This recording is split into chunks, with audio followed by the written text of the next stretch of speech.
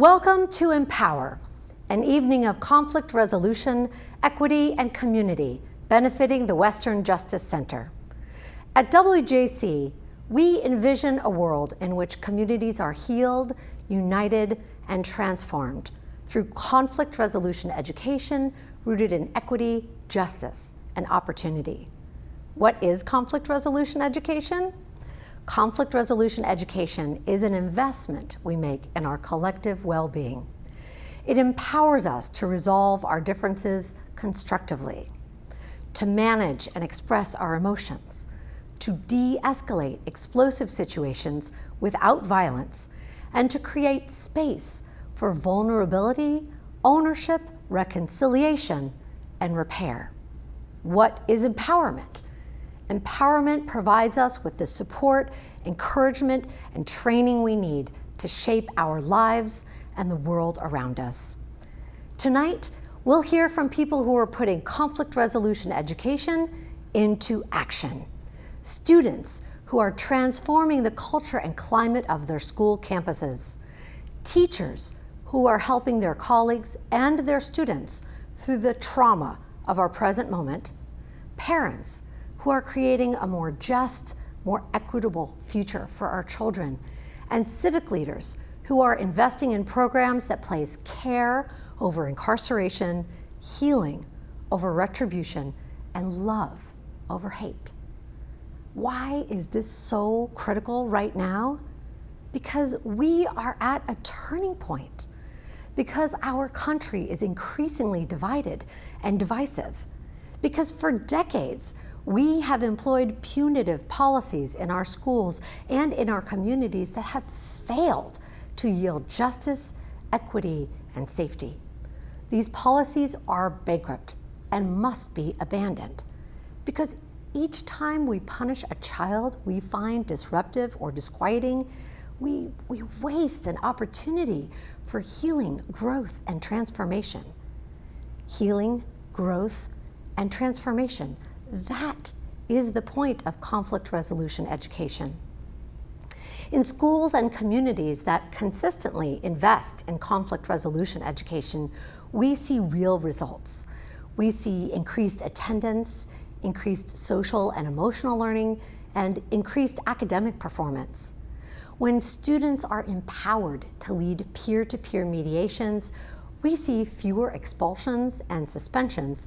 We also see a decreased need for police on our school campuses. When schools use restorative justice circles to confront bias, hate, and prejudice, we see less bullying and fewer interpersonal conflicts that spiral out of control. When schools choose conflict resolution education and restorative justice over traditional school discipline, we see improved quality of education and quality of life for students of color, students with disabilities, and students who identify as LGBTQ+. That is the kind of change we are seeing in Azusa, where one WJC-trained teacher and 7 young mediators eliminated nearly all physical violence from their campus of 500+ students in a single school year. That is what happens when we empower young people, give them the training, love, and support that they need to get into action. That is why the work of the Western Justice Center to support, study, and expand conflict resolution and restorative justice is so critical. WJC is dedicated to building a future where the next generation will embrace conflict as an opportunity for ownership, reconciliation, and repair. That is a future I can believe in. It's a future that gives me hope when I feel daunted and strength to keep working no matter what. As the Congressman John Lewis wrote in his final words to us this summer, "In my life, I have done all I can to demonstrate that the way of peace, the way of love and nonviolence is the more excellent way. Now it is your turn to let freedom ring." When historians pick up their pens to write the story of the 21st century, let them say that it was your generation who laid down the heavy burdens of hate at last and that peace finally triumphed over violence, aggression, and war. So I say to you, walk with the wind, brothers and sisters, and let the spirit of peace and the power of everlasting love be your guide. I would like to express some gratitude. Thank you to tonight's presenting sponsor, Latham & Watkins, and to all our sponsors. You make our work possible. Thank you to Emily Murray and Kalpana Srinivasan, our Empower co-chairs, and to our entire Empower committee for your hard work and creativity.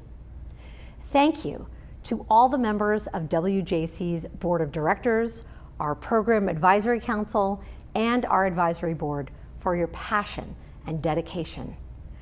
Thank you to our founder, Judge Dorothy Nelson, for your vision, kindness, wisdom, and grace.